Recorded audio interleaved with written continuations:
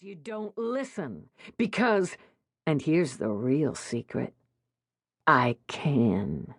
I can do what I want with you, and nobody gives a stinking rat's ass. You're nothing. You're nobody. And don't you forget it, you little bitch. She began to cry now.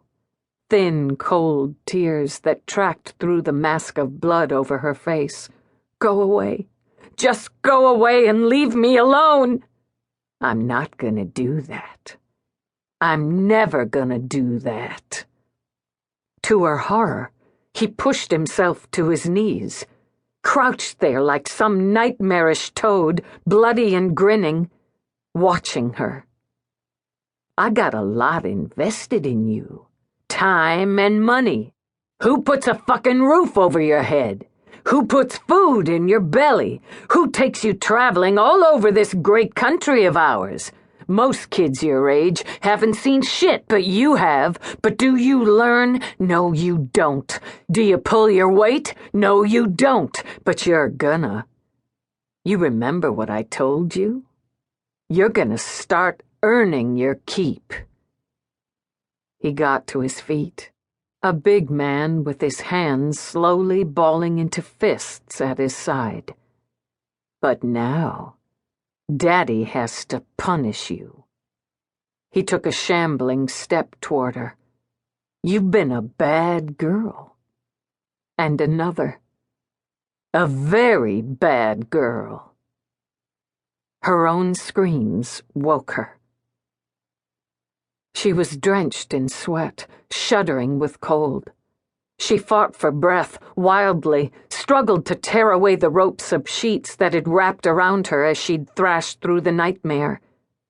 Sometimes he'd tied her up.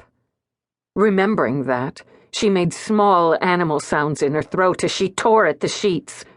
Freed, she rolled off the bed, crouched beside it in the dark like a woman prepared to flee or fight. Lights, on full! God, oh God! They flashed on, chasing even a hint of shadow out of the huge, beautiful room. Still she scanned it, every corner, looking for ghosts as the nasty edge of the dream jabbed through her gut. She forced back her tears. They were useless, and they were weak. Just as it was useless, it was weak to let herself be frightened by dreams. By ghosts. But she continued to shake as she crawled up to sit on the edge of the big bed. An empty bed, because Rourke was in Ireland, and her experiment of trying to sleep in it without him, without dreams, had been a crashing failure. Did that make her pitiful, she wondered? Stupid? Or just married? When the fat cat, Galahad, bumped his big head against her arm, she gathered him up. She sat, Lieutenant Eve Dallas, 11 years a cop, and comforted herself with the cat as a child might a teddy bear. Nausea coated her stomach, and she continued to rock, to pray she wouldn't be sick, and add one more misery to the night. Time display, she ordered, and the dial of the bedside clock blinked on. 1:15, she noted. Perfect. She'd barely made it an hour before she'd screamed herself awake. She set the cat aside, got to her feet. As carefully as an old woman, she stepped down from the platform, crossed the room, and walked into the bathroom. She ran the water cold as she could stand, then sluiced it onto her face while Galahad wound himself like a plump ribbon between her legs.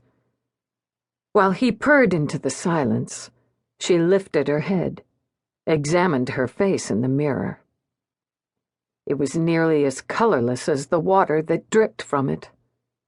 Her eyes were dark, looked bruised, looked exhausted. Her hair was a matted brown cap, and her facial bones seemed too sharp, too close to the surface. Her mouth was too big, her nose ordinary.